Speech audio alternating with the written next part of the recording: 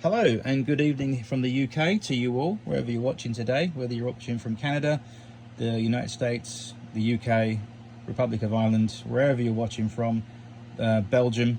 Great to have you with us. I know we've had quite a few people drop their comments in the box below on the videos and have been letting me know where you're watching from. It's always a great joy to hear where you're watching from. I'm not just reaching one set of audience where I live, I'm reaching globally, which is the great thing about the internet anyway, when it's used for good purposes.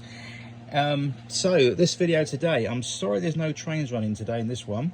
I might do some train videos tomorrow, some running videos should I say, on the layout when we get it set up tomorrow proper. But tonight I want to show you really quickly, a little bit boring I'm afraid, but there's always something to add on the layout, and I thought I'd switch attention from the layout to the operational and technical side. So this is my self-designed built control shelf that I originally designed and built for the layout when I first built it in December last year, and I decided to add a few more bits to it today. So I'll just talk you through quickly what I've done. A couple of offcuts of some blockwood here, some timber cuts, and I've put these in thus arrangement because they now house this bank of switches that I've put together with the aid of some coloured lolly sticks which are already pre-coloured in nice railway green. But what I've done basically, guys, is super glued the lolly sticks to the ends of the switches so I can permanently connect them all up in a nice neat row. And then once the super glue went off, just replaced the label collars back on with the washer nut and secured it in place. These switches here, they're not actually permanently fixed in place at the moment. I've just got them gently resting on these two blocks of wood whilst the glue is drying to hold the gauge and distance, so I'll know it'll be a nice snug push fit when I do fit them properly, and possibly a dab of glue will hold those forever in place. But for the purpose of wiring up, they can be lifted out obviously with ease. And just to give you a shot underneath, hope you can see that, that's how they're going to sit with the terminals underneath. They're out the way. The ends will be exposed, so I'm not going to cover these ends and I'll box these in. I'm going to leave those open just so it basically slots in that little housing I've made. So what will they do? Well, these nice beefy old-fashioned retro chunky switches, I love these. They are going to enable the trains on the layout to run at 1,000 miles an hour. No, I'm just pulling your leg, I'm just kidding. English humour. No, seriously, what they're going to do, these chunky beefy switches are going to control the building lights on the layout that I've already pre-installed recently, or actually when I built the layout December, January recently. So yeah, that's what they're going to do once I've wired them up.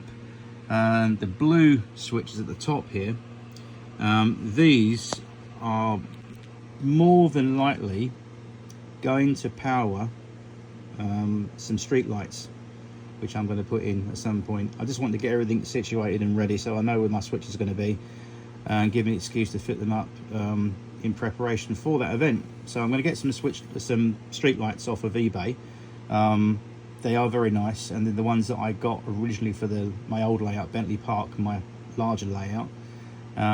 If you flick through the videos on the channel here, you'll be able to see videos of the old layout and the street lights when I had them on there, and they really are a nice product, and I think I'll get some more of those and put those to good use. So I've mounted everything on there.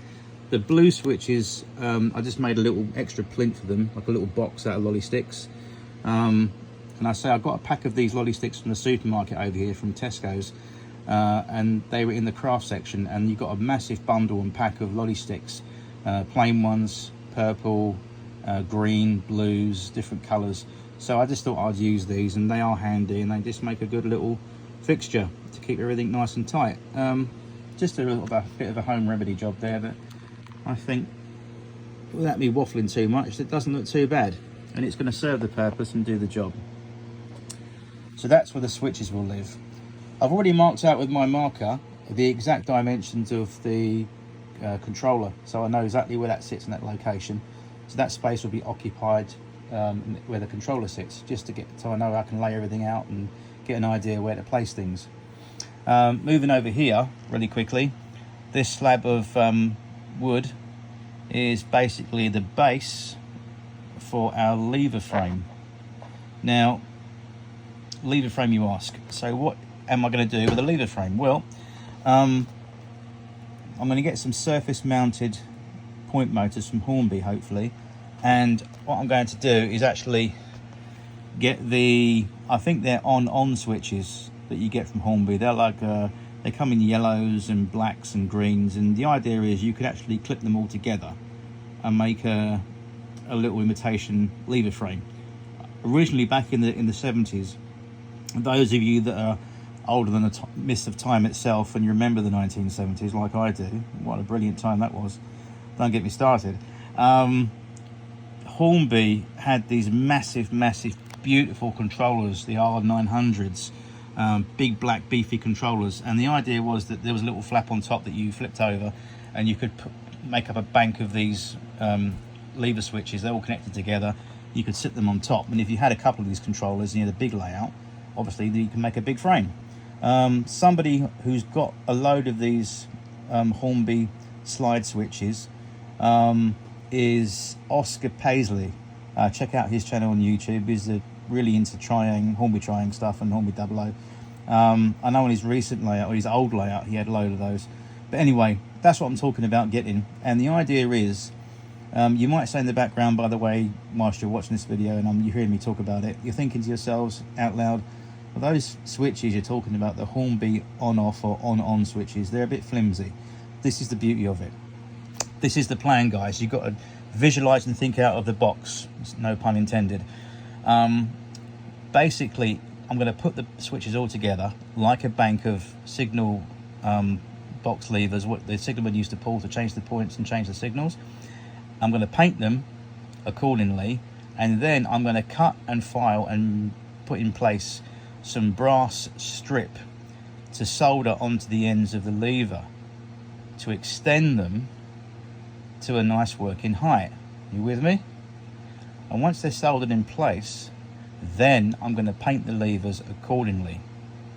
For blue, it was like, I think Great East, it was like a bluey, light blue to mid blue colour for points. The black was king levers and red was for signals. If I still remember, my memory serves me correct from working in a signal box many moons ago. Yeah, so basically what I'm going to do is build a miniature lever frame, and it's going to sit on this little base here. This is going to where that's going to be basically seated here. So I thought, whilst I wait for that, I'll get on and do something towards it. So that's one less thing to do when that actually happens.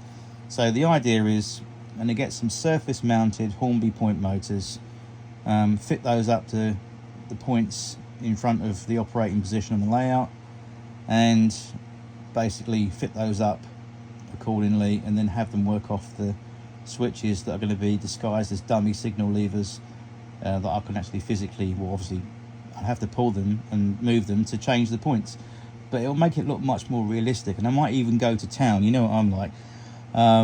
I might even actually do a mini diorama around it, actually put you know, a mock train describer block instrument shelf above it and things like that. I'm really into detail. As you've probably seen from my layout, I really like doing super detail stuff. I might do that, but in the meantime, that's what's going to go here, guys, for the future. So obviously when I do that, there will be a video, but I'm just showing you basically the boring stuff for the preparation of what I'm going to do or intend to do with the control side of the layout. Anyway, that's me, guys. I'm going to put this away. I'll get it uploaded, and I hope you have a lovely weekend. I may do a video tomorrow, and I shall certainly virtually see you soon here on the channel. Thanks very much for watching, and don't forget to like and subscribe. Anyway, that's me. Take care, God bless, stay safe.